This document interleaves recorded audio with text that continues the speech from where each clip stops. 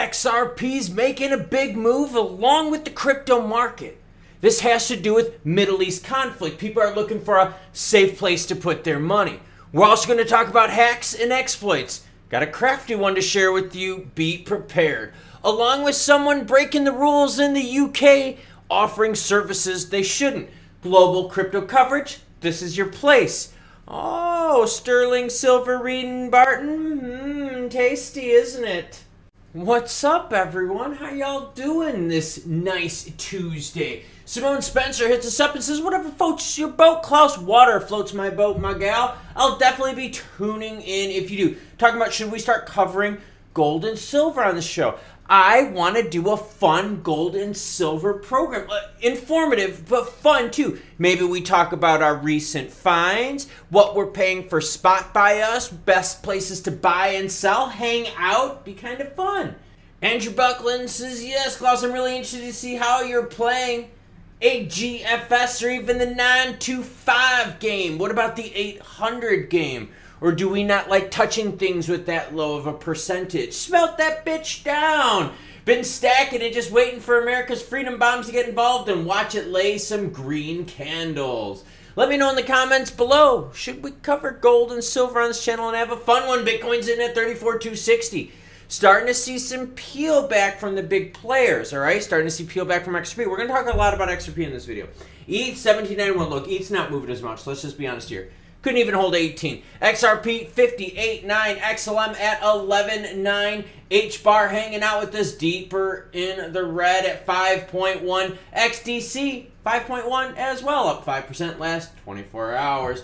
Oh, XRP market cap getting pretty close here to BNB. BNB sitting right now at 34.1 billion with XRP at 31.4 billion. Remember, tomorrow or today, depending on when you watch, November 1st, Ripple's going to be dumping another billion on the market, locking some up in escrow. Don't worry about it, everyone. The world will be okay. Stocks down, gold and crypto up as market correlation shift. All right, there's been some pivots in the market. And you notice over the last several weeks I've been a little bit happier, a little bit more enthusiastic. Well, that's because the markets are starting to change and they're starting to make more sense. They're starting to function better. The Rona lockdowns globally really caused some reverberations financially across the globe that we're going to be dealing with for the next several years. But things are becoming a little bit more normal. Listen to this story here. The correlation between Bitcoin, gold, and major stock indices like the Nasdaq and S&P 500 changed in October. Here's what it means. In early October, the financial landscape saw an unexpected twist. The trigger was an attack by Hamas on Israel that led to noticeable shift in global markets. Remember that? We saw oil pop all of a sudden, but oil couldn't hold it because the escalation didn't get worse. Now, safe haven assets like Bitcoin and gold started seeing some moves. Stocks, especially big players from the U.S. like the S&P 500 and Nasdaq, along with the Russell 2000, which I shared with you a few days ago, that is definitely starting to break. They are now facing downward pressure. Their values dipped, reflecting concerns from ongoing geopolitical tensions. Several months prior, Bitcoin demonstrated a strong positive relationship with these key stock markets. Remember that Bitcoin was moving with the stock markets. However, by October, this parallel movement noticeably weakened as the correlation figures with Bitcoin decreased. Gold and cryptocurrencies, typically seen as safe havens during uncertain times, began their ascent, seemingly moving together in October, and their correlation increased. Now, you know we follow gold big on this channel as well. Bitcoin has moved a little bit with gold here. Remember, Bitcoin was moving with the stock market. Now, when they talk about cryptos here, they're mostly talking about Bitcoin because we're not at the level of maturity yet for safe haven assets of XRP. We're getting closer, don't get me wrong. Using XRP as a store of value, safe haven asset, I know it's volatile, but we're starting to build more and more of a case because there's starting to be more and more money locked into it, which means it's going to be more and more a long-term survivor. People are starting to look at XRP kind of like Bitcoin, saying, you know what? XRP can be here for a while. It can weather the storm. If the price of XRP and if Ripple itself is still staying functional, still moving along, there's still development happening, even though there's a bad case going. Dude, this thing is resilient, right? Keep learning. Unibot suffers $560,000 exploit. Users endure more pain as the token dumps 33%. All right, $560,000 is not a lot of money. I'm not here to talk about the money. I'm here to talk about the how they did this, okay? So even if, say, the crypto project that you're involved in is legit, maybe it's past a CertiK, AUTIC, or something like that, remember, there's other things tied to this. Unibot, a crypto trading terminal integrated with Telegram, has suffered a security breach just a few days after claiming that its new router is safe. According to an update from the team, hackers exploited the newly deployed router by Unibot to move user assets. Although the team is currently investigating the breach, the far-reaching impact on Unibot users is primarily because users have given token approval to the router. So once they hacked the router, they now had token access. So, like, you got to be very careful because there's so many layers and levels to this. And, you know, with Stellar here adding smart contracts soon, that's yet another layer or level that hackers can attack, right? The more complex you make something, the more you give opportunities for failure, for weaknesses, for exploitation. Something simple and strong, harder to exploit, right? Something that's very complex, well, there's so many different threads you can pull. Especially with open source coding. I've always been kind of on the fence about that. Bitfinex placed on the UK's naughty list. Yes, the UK financial regulator is like, yo, girlfriend, you didn't fill out the proper forms. This is what the FCA stated directly. You should avoid dealing with this firm. Boom. Boom, plain and simple. There, you want boom, bullish? There you go. The financial regulatory body said the firms cannot promote financial services in the country without necessary authorization for its approval. It added that Bitfinex is not authorized by us and may be targeting people in the UK. Global coverage found on this channel. It's not just US-based stuff. We go global here. Now, I'm bringing this up is because we're still seeing some ambiguity here. We're still seeing some cloudiness. We're still seeing this weirdness. And again, it's not just the US, it's in the UK. Listen to what Bitfinex says in their response, okay? And this will give you all you need to know. Over the past 4 months, Bitfinex has held detailed discussions with the FCA and has proactively taken measures to meet the FCA's requirement, including issuing a notice to all its customers, providing details of all the measures it's taken to meet the FCA's requirements. Now, that came directly from them. So what they're basically saying is like, look, we have been working for you. We have done everything. We've been proactive about it. And then they're like, no, sorry, doesn't work, doesn't count. So it isn't just the US SEC, it's global financial regulators that are all looking to take a bite out of crypto. Now, recently we've seen Thailand and Ireland, right, as some big-time crypto pro areas. The reason I bring up Ireland has to do with Coinbase. Coinbase looking to move their European hub there.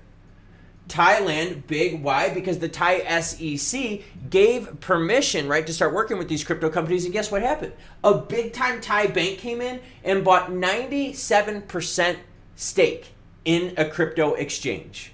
See, so when you work with regulators, you can actually bring in good money, stability, protection, right? Especially if you start integrating with banks. And as always, any article you see in this video, along with all my other ones, will be linked in the description below. Here is that warning from the FCA, my UK fans. All right, XRP price breaks above 60 or more profits ahead. Well, it's hard to say. Now, I know what a lot of you are thinking. I'm going to make the comment, and then I'm just going to move on from there. A lot of you are thinking the same thing. Well, this is pretty shitty. Ripple's about to dump $1 billion on the market. They pump it up at the end of the month and then just dump it on us. I get it. A lot of you are thinking it, but you know what? Let's not talk about that today. Today, let's talk about the move. Now, what you can see most specifically is that we have not been able to hold on to the high of 61.2, okay? We zoom in a little bit more, you can see, yes, twice, 2 times here have not been able to hold it. We are now retracing quite quickly from that at 58.9. Not able to hold 60 cents either. Part of it, though, is because look at how crazy this move went up. In crypto, in general, what we have seen is the faster the move up, right? The faster that acceleration phase, man, that quicker that potential to fall just right back down as fast. That's why we would rather see stair steps, right? Just nice incremental growth every once in a while, a red candlestick, because red candlesticks are healthy, right? They're healthy, and then you kind of build back up again. But this just shooting up stuff and then just kind of, it's a lot of volatility. So I said, we're not just there. And we're not there yet for store of value. Now, let's take a look at some stats quick, and then we're going to get back to that chart. what I wanted to show you is the volume of XRP. It is through the roof, everyone. Seriously, through the roof. I'm on CoinMarketCap and I'm looking at markets for XRP. This is top pairings.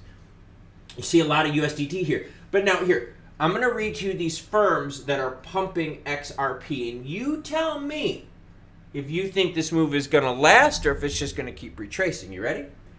First exchange pumping XRP is Bika with almost 400 million. I don't know who Bika is. They're ranked 554. 555 at top credit is also pumping. You got Binance, you got Upbit. We know Upbit, not a big deal. Bit.ly, okay, you got Maxi, Bybit. And then we start getting into more funky ones. Coinsbit, Bits 4X, SuperX, DigiFinX, Bullish. There's some good ones here. BingX, OrangeX, Coin Tiger, Deepcoin, Whitebit, Bitmake, Toolbit. Jesus. Okay, so you see what I'm saying? So when you look at like the top 20 pairs of XRP, the majority of them are these funky ass exchanges that a lot of us haven't heard of. So we have to ask ourselves, will this move continue to last? Will these funky exchanges keep this going? Is this more wash trading happening where people are washing it to show more volume, to show more oomph, which causes other markets to pump, which then they dump on you? Now, when we looked at the data yesterday, we saw that USDT pairs led the way. It all happened right at 7:45 a.m. my time. And then a little bit later, the Korean won action came and pumped up. It was about 2 hours later. That, then all of a sudden, the volume started going crazy with Korean won pairings. And that's what I'm seeing right here. I'm seeing some Korean won pairings. But it's mostly USDT from some funky, funky places, all right? Whitebit, anyone? What about CoinW? What about Bitmake? Any of you Bitmake users? So again, when I'm looking at this move right here, I'm thinking, okay, all right. I'm glad? Yes, of course I'm glad. Do I think this is the move? No, of course not. Does this move look really good right here when you zoom out to the 3 month? Yeah, I would say so. And remember we talked about stair-stepping patterns? Look at this, right? You go up, you flatten it out a little bit, you test some markets, you accumulate, people kind of digest price. You go up again, right? You kind of digest, you accumulate, go up. That's a better look, all right? So when you zoom out to that 3 month, it does look a little bit better. But what I want to see continuous volume from Binance in the bigs. I want to see the pairs up on here with Kraken. I want to see Coinbase. And look, the Coinbase's biggest pair is all the way down here, and that's XRP USD. So that's, and that's only 39 million, all right? And that's Coinbase. I want you to think of the size of Coinbase to maybe the size of something like Bit4X, who's more than doubled the trading volume for XRP. And I think that's what we're all thinking.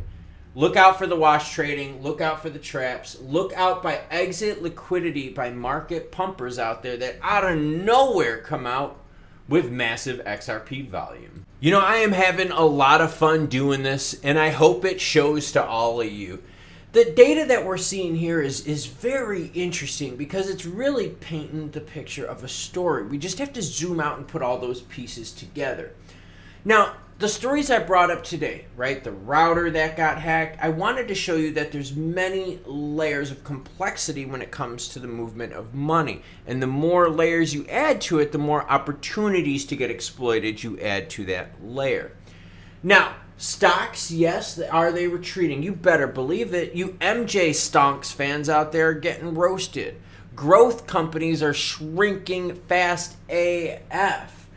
Gold, still holding strong. Oil, not so much. Bitcoin, above 34,000. Sailor puts at him about 15 to 18, 19%, somewhere around there. Now, miners, yeah, they're making money, which means the ecosystem of Bitcoin is a little bit healthier right now. More rigs turn up. It's just like in the oil game. Now, that move will help the rest of the alts stay strong. We're seeing some individual moves from the likes of XRP, but we're also seeing some overall softness appear. Volume is still going to be something I'm going to be paying attention to because at the end of the month of November, volume is going to be next to nothing, and that is a very scary time. Now, normally the month of November has been pretty good for the stock market, but what we've seen is that last week, that Thanksgiving week, not much happens during that time. But don't worry, I'm going to keep covering crypto news. And I wanted to say that for the month of October, I did not miss a single day of bringing the news to you. And that puts a huge smile on my face because I really wanted to make it a point to dedicate my time to the viewer, to the customer, you. So thank you everyone for watching. Thank you for the support of the channel. Didn't miss a day in October. I don't know if I can keep that going for 2 months in a row, but we'll try. What am I doing today? I'm procrastinating because the cold front's moving in. I got a train outside and I was used to the South Carolina warm weather. Should we have gold and silver coverage on the show? Let me know and have a great rest of your day.